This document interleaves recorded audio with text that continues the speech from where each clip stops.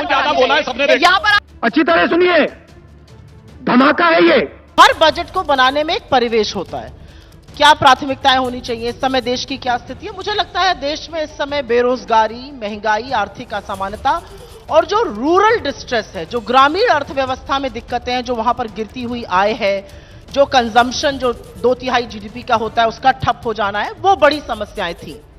लगता था कि बजट या वोट ऑन अकाउंट जो भी है वो उसको एड्रेस करेगा, लेकिन असलियत यह है कि जब यह बजट आया और 56 मिनट या 57 मिनट करीब निर्मला जी ने बोला, इस बजट से ना तो उपभोग बढ़ेगा, ना निवेश होगा, ना नौकरियां बनेंगी और ना कृषि का कल्याण होगा। क्या बात कर रहे हैं?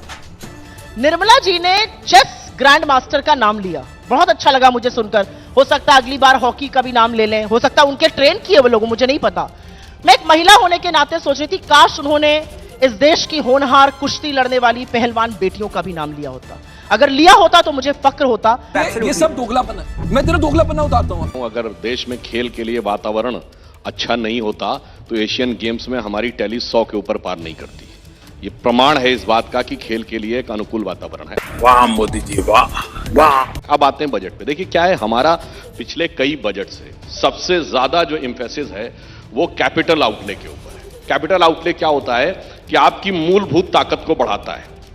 इन लोगों का कहना रहता है कि एक्सपेंडिचर के लिए हाथ में दे दीजिए।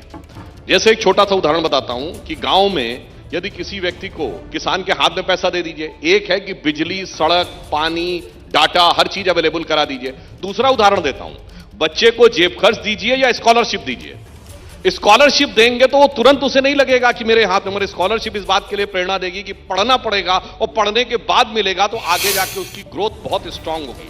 जेब खर्च देंगे तो तुरंत खर्च कर देगा। बात तो सही है।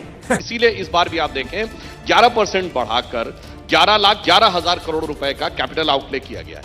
इसीलिए हम कहां से कहां इकोनॉमी लेके आए, कोई भी जाके चेक कर सकता है कि जब हमारी सरकार आई तो 9.4% की रेट ऑफ इन्फ्लेशन थी। आज कोविड और दुनिया में लड़ाइयों के बाद भी 5.5% की रेट ऑफ इन्फ्लेशन है। एक चलिए वो अर्थव्यवस्था हम कितने में पहुंचे वो अलग बात है। एक छोटा सा उदाहरण देना चाहता हूं। पावर बहुत इंपॉर्टेंट चीज है, मगर हमने आके झटके में नहीं शुरुआत किया।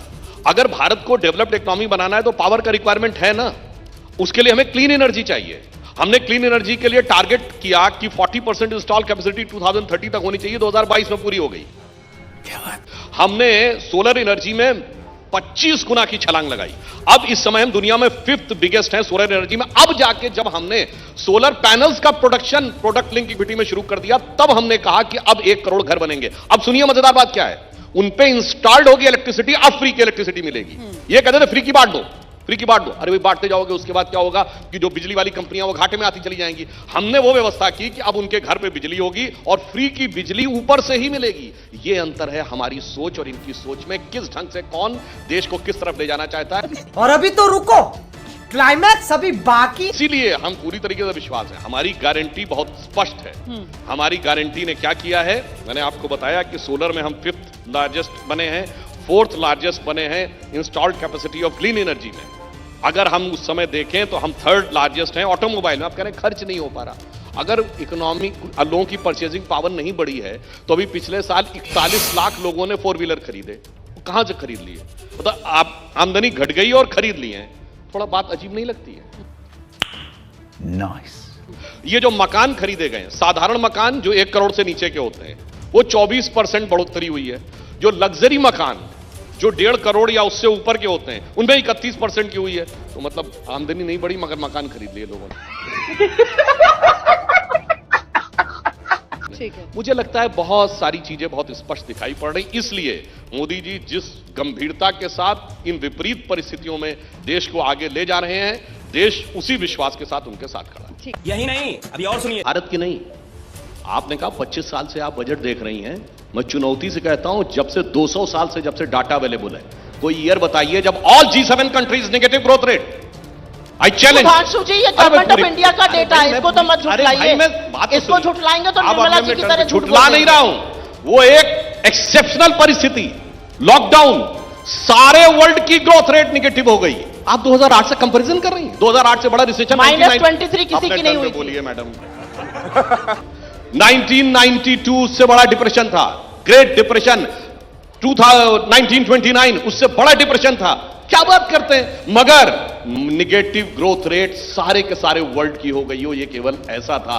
अब अगर मैं कह रहा हूं एक बार वो 2020 का -9 हटा दीजिए तब कहां है? हाँ।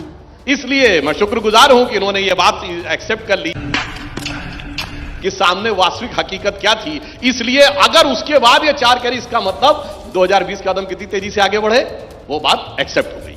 इसीलिए मैं कहता हूं उस दौर में, अच्छा ये सुनिए, हमारी तो बात छोड़िए, ये बताइए अमेरिका के 2 बैंक बैंकरप्ट हो गए कि नहीं? सिलिकॉन वैली और एक और, हमारा कोई बैंक बैंकरप्ट हुआ क्या? चाइना की बैंक नहीं है। चाइना की सबसे बड़ी रियल एस्टेट कंपनी एवरग्रांड कोलैप्स हो गई कि नहीं? हमारी कोई कंपनी कोलैप्स हुई? जिन लोगों को कहते थे एलआईसी बर्बाद हो गया, एलआईसी बर्बाद हो गया, ऑल टाइम हाई प्रॉफिट वो कर रहा है।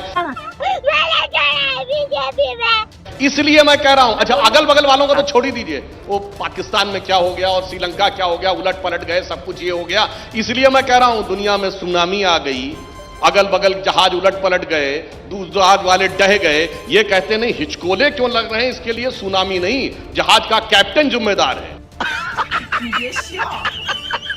तो इसके लिए मैं ये कहना चाहता हूं कि हमें इल्जाम मत दीजिए, बहुत अफसोस होता है। बड़ी तरकीब से कश्ती यहां तक लेके आए हैं, बदल देते हैं हम दरिया की लहरें अपनी हिम्मत से। आंधियों में भी अक्सर चिराग हमने जलाए हैं, -9% से यहां तक लेके आए। खत्म गया।